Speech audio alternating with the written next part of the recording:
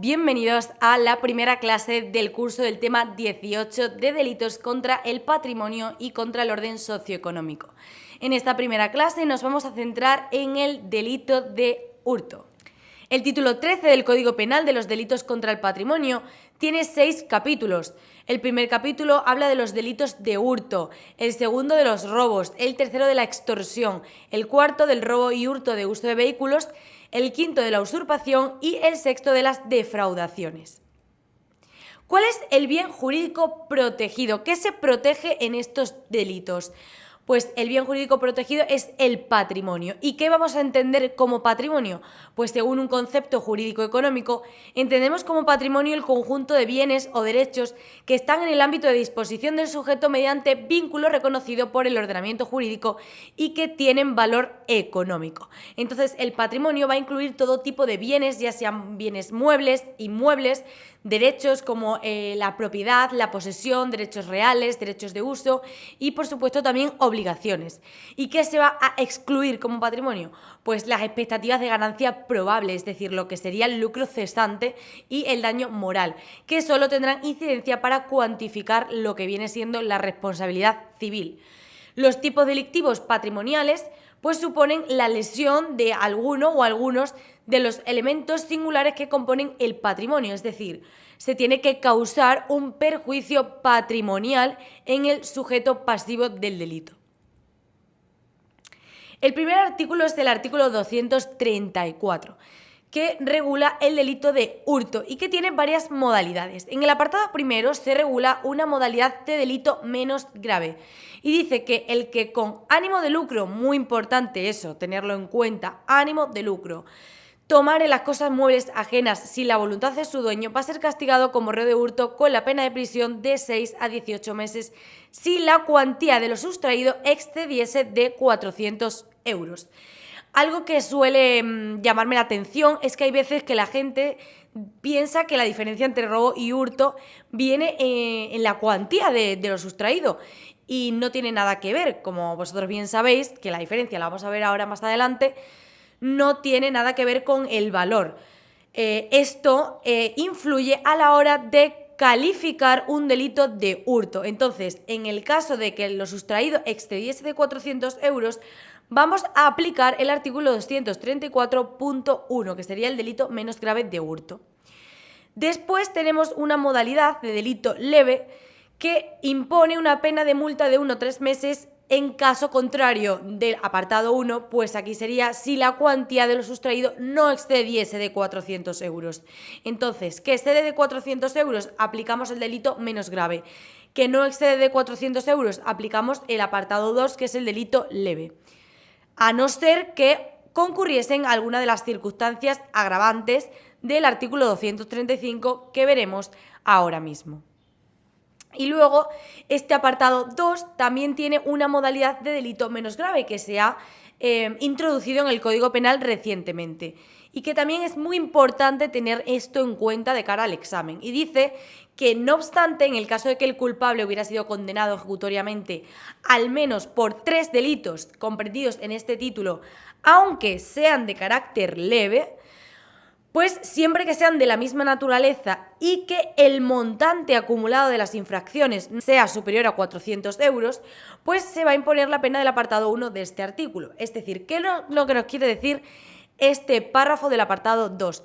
Pues que en el caso de que el sujeto activo haya sido condenado por 3 delitos que están comprendidos en este título de delitos contra el patrimonio y que además tengan la misma naturaleza, da igual que sean de carácter leve, y que la suma total de la cuantía de lo sustraído exceda de 400 euros, pues entonces aplicaríamos la pena del apartado 1. Es decir, podemos tener un delito de hurto de 250 euros, otro delito de hurto de 100 euros y otro delito de hurto de otros 100 euros. ¿Qué pasaría? Que ahí serían 450 euros el montante total. Como supera los 400 euros, entonces, aunque la cuantía de lo sustraído haya sido menor de 400 euros, pero el sujeto activo ya ha sido condenado ejecutoriamente por 3 delitos que han sido que están comprendidos en este título y de la misma naturaleza, pues se aplicaría la pena que contempla el apartado primero del artículo 234. Luego este artículo también tiene un apartado tercero, que es un subtipo agravado en función de la inutilización de medidas de seguridad.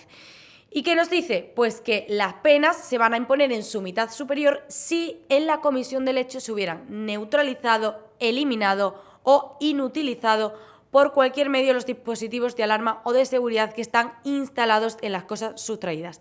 Muy importante tener en cuenta que tienen que estar instalados en la cosa sustraída.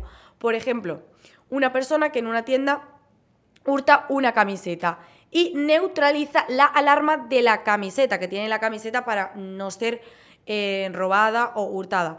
Entonces, sí sería un hurto. Caso contrario sería una persona que neutraliza las alarmas de la tienda, que eso lo vamos a ver más adelante. ¿Qué elementos tiene el delito de hurto? Pues como sujeto activo, pues es un delito común, cualquiera puede cometer este delito, salvo el dueño de la cosa. El sujeto pasivo, la víctima del delito de hurto, pues es la persona que es dueño de la cosa, es decir, aquel cuyo derecho de propiedad o posesión se ha visto lesionado o perjudicado.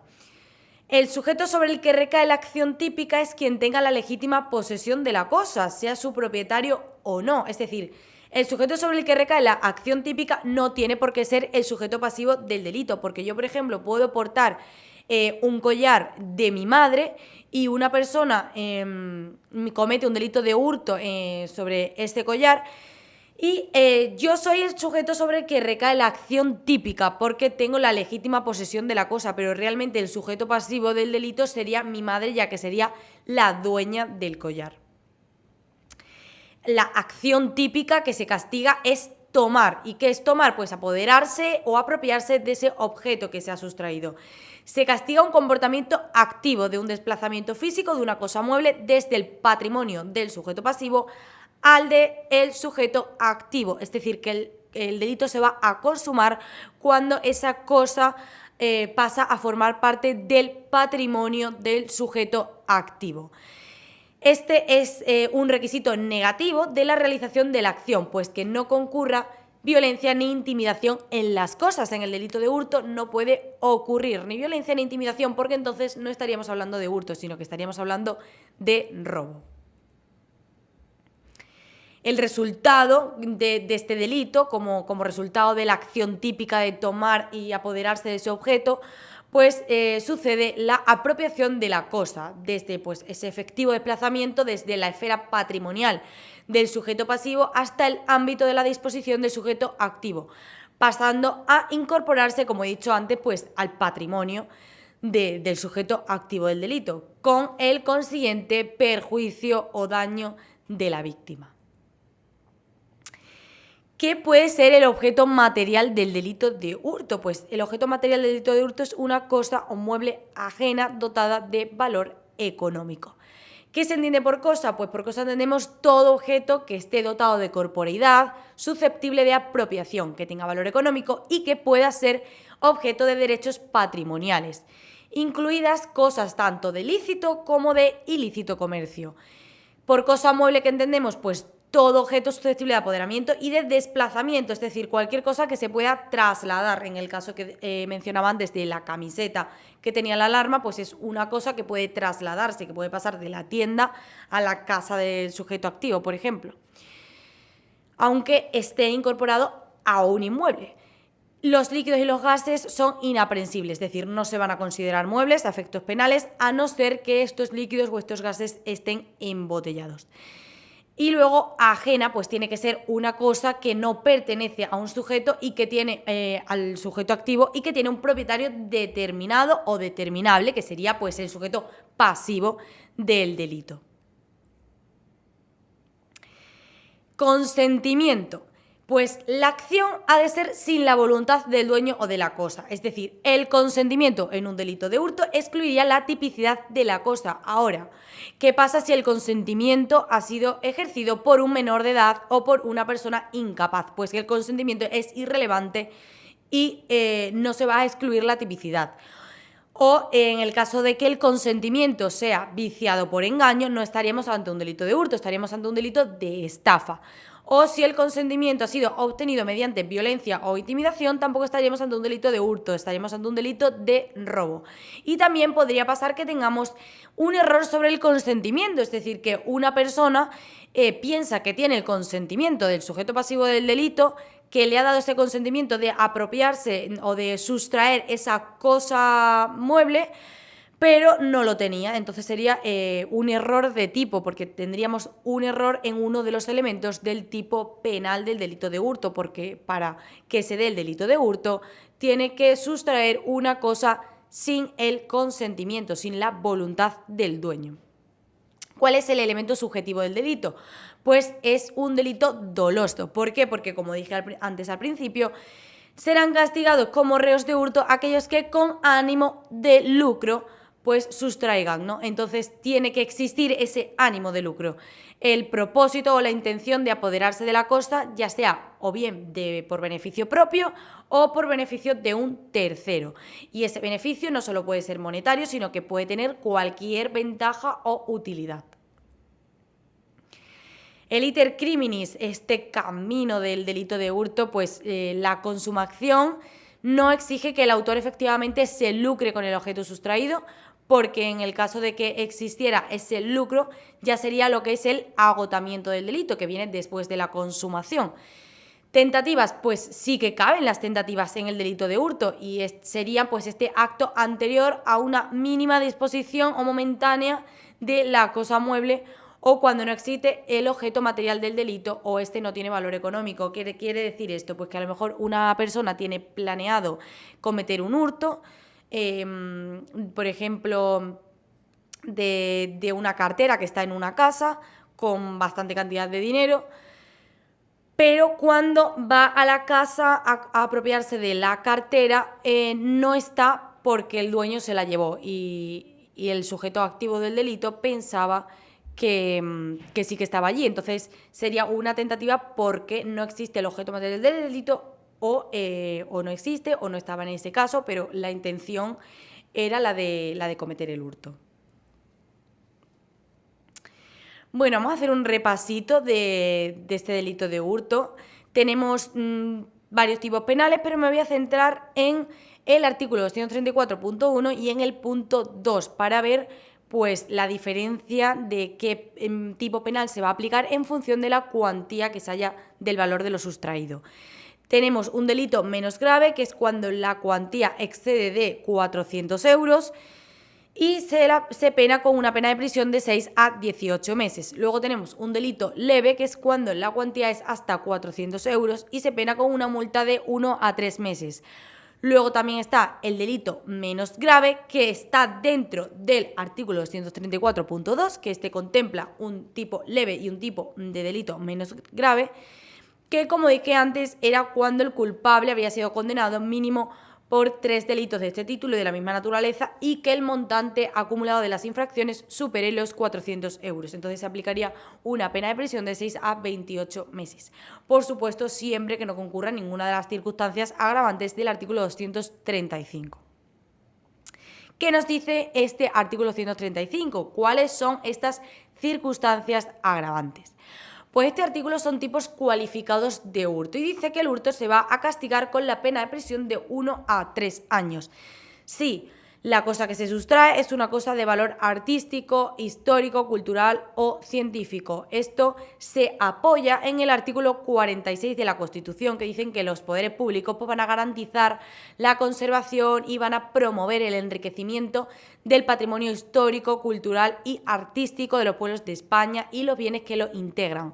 Por ejemplo, sería el hurto de un cuadro de arte, imaginaros, en el Museo del Prado en Madrid.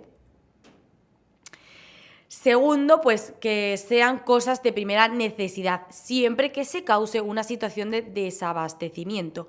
Como, por ejemplo, imaginaos que en la pandemia alguien hurta todas las mascarillas que habían dentro de un camión que iba a repartir mascarillas a un hospital. ¿Qué pasaría? Que serían cosas de primera necesidad en un estado de alarma, en caso de pandemia, y en caso de que se cause una situación de desabastecimiento, imaginaos en esa ciudad que alguien hurta todas las mascarillas que lleva el camión, pues entonces estaríamos cometiendo delito de hurto, este artículo 235.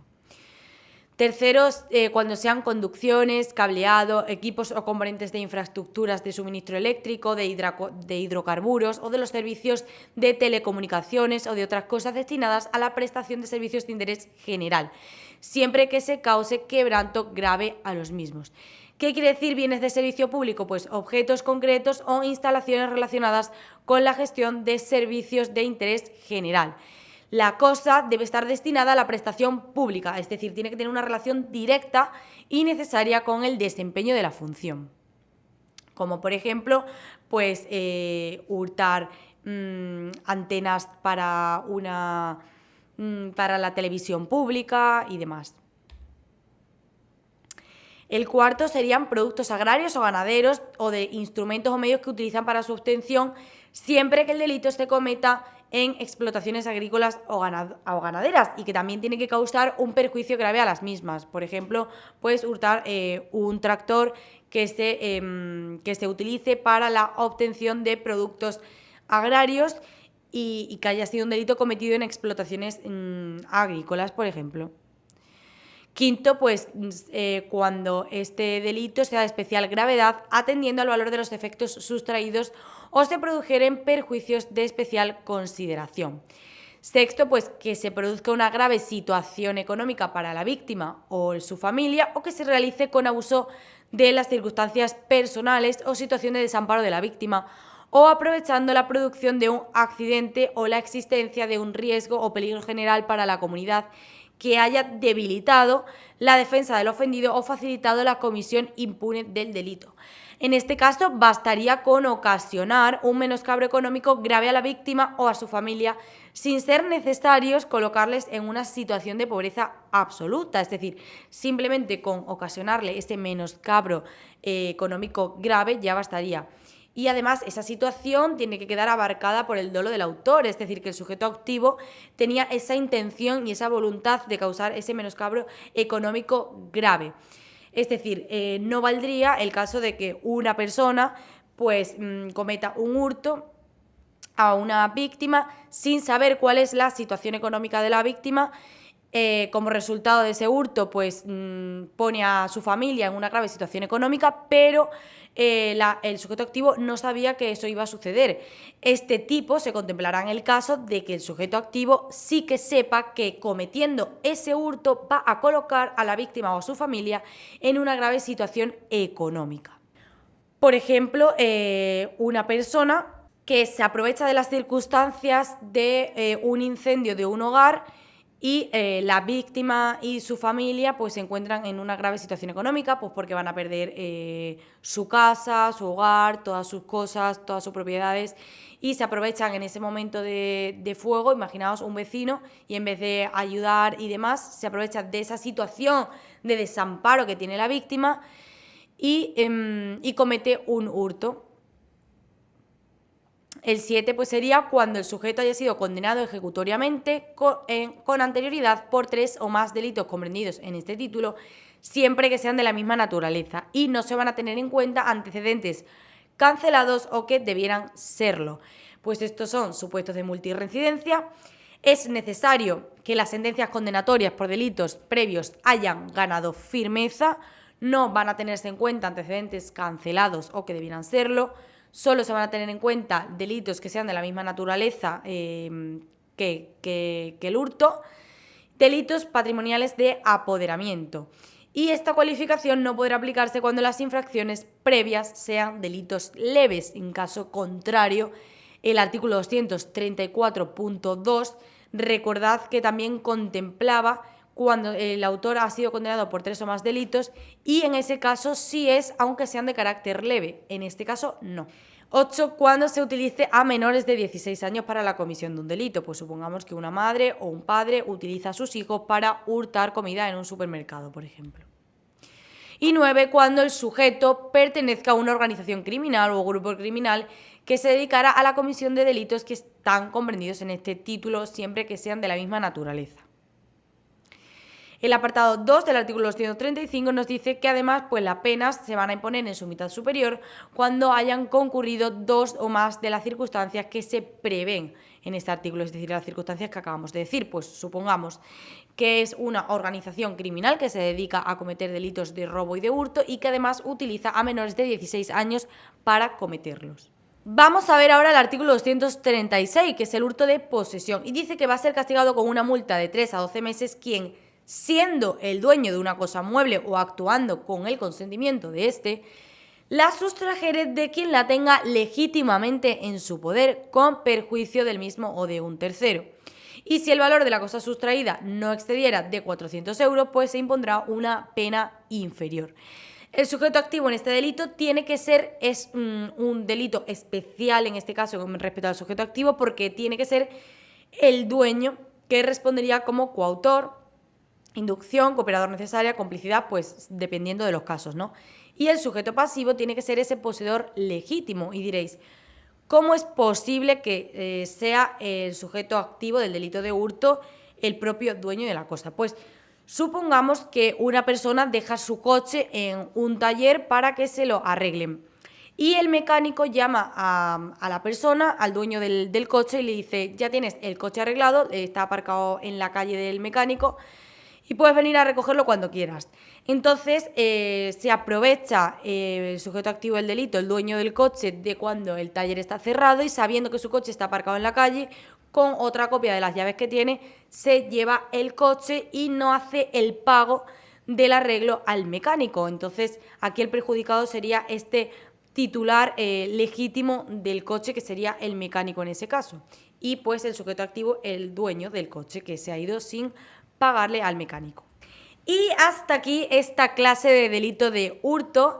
Nos vemos en la próxima clase en la que hablaremos del delito de robo y también de esas diferencias entre el robo y el hurto.